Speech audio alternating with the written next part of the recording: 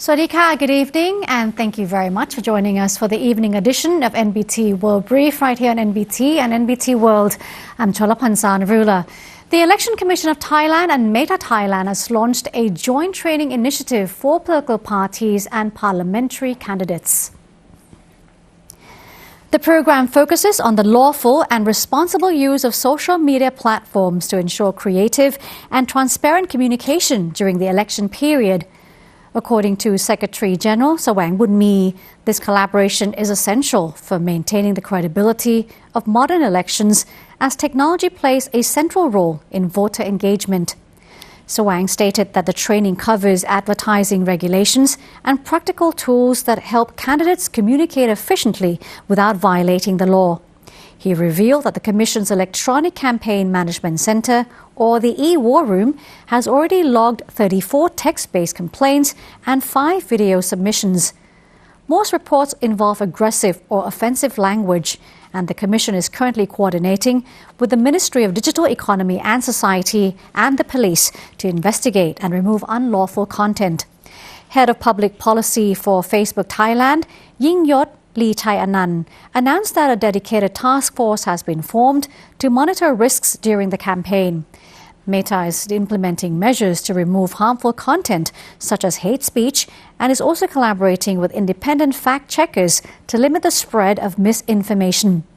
He also emphasized that all political advertisers must now verify their identity with a national ID card to strengthen transparency and accountability for online political content. The Election Commission of Thailand has received 32 complaints regarding election misconduct as it intensifies efforts to combat vote buying. Secretary General Sawang Bunmi has instructed officials nationwide to launch campaigns urging citizens to reject financial incentives. He emphasized that accepting money for votes poses a significant threat to the national democratic system and carries serious legal penalties. In an internal communication to Commission staff, Sawang noted widespread public concern over the influence of money in the 2026 election. He stated that encouraging voter turnout is no longer a primary concern because participation is expected to exceed 75%, which aligns with the records from the 2023 general election. Consequently, the agency will shift its focus towards promoting honest voting and ensuring that electors make independent choices free from financial pressure. The Secretary General also directed investigative teams to prioritize preventive measures and visible enforcement to deter potential offenders. He remarked that such actions would not only safeguard the integrity of the electoral process, but also enhance public confidence in the Commission. Officials stated that continued vigilance and community cooperation remain essential for maintaining a fair and transparent election environment as the polling date approaches.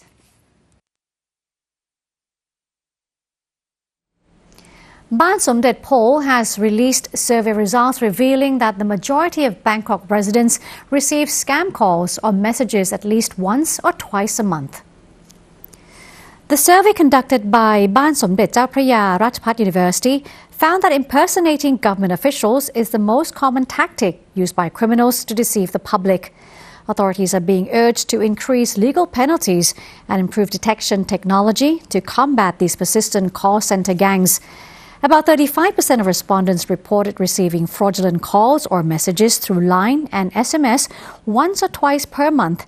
Another 24% stated they are targeted 1 to 3 times per week, while about 11% receive such contacts 3 to 4 times monthly.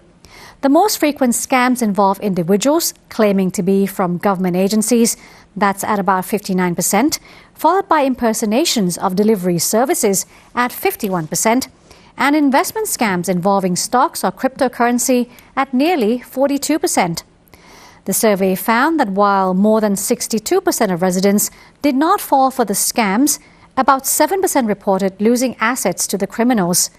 Nearly 30% of respondents admitted they almost believed the fraudulent claims before realizing they were being targeted. These incidents have caused significant psychological impact, as 40% of people feel paranoid about answering unknown numbers, and nearly 19% experience stress or mental health issues. Most residents are calling for the government to increase legal penalties for call center gang members to effectively deter further crimes. About 30% of the public suggested developing artificial intelligence systems to automatically detect and block scam calls before they reach users. Additionally, more than 20% of respondents urged authorities to negotiate with neighboring countries to shut down cross-border operation bases and eliminate these criminal networks permanently.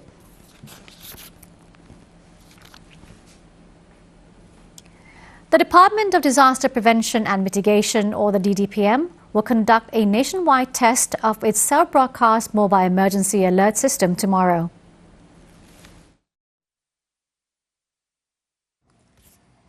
Director General Thirapat Kachamad announced that the exercise is scheduled for January 20th at 2 p.m. The test will take place simultaneously in all 76 provinces and Bangkok to ensure the system can rapidly and reliably notify the public during major emergencies. He stated that the test will be issued as a national alert. Mobile phone users will hear a warning tone and receive an automatic message lasting about 8 seconds. The notification is designed to appear even if devices are muted, locked, or set to vibrate to reflect real emergency conditions. The message will clearly indicate in both Thai and English that the alert is only a test and not a real situation. The alert will be received by smartphones that support the cell broadcast technology. Compatible iOS devices are required to run version 18 or later, while Android devices must be version 11 or later. Authorities are urging the public not to panic when the alert sounds and to refrain from taking further action. The system does not contain any web links, and the message will disappear automatically from the screen without user interaction.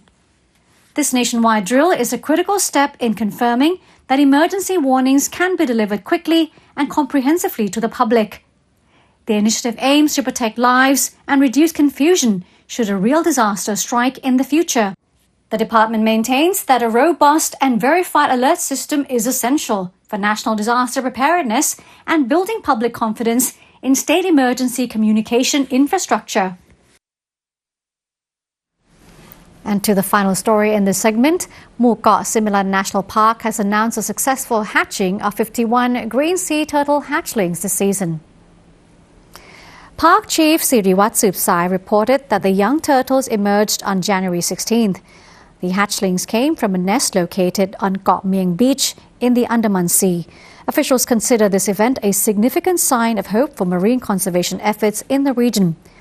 The eggs were originally deposited on November 10, 2025 by a mother turtle named Saifon.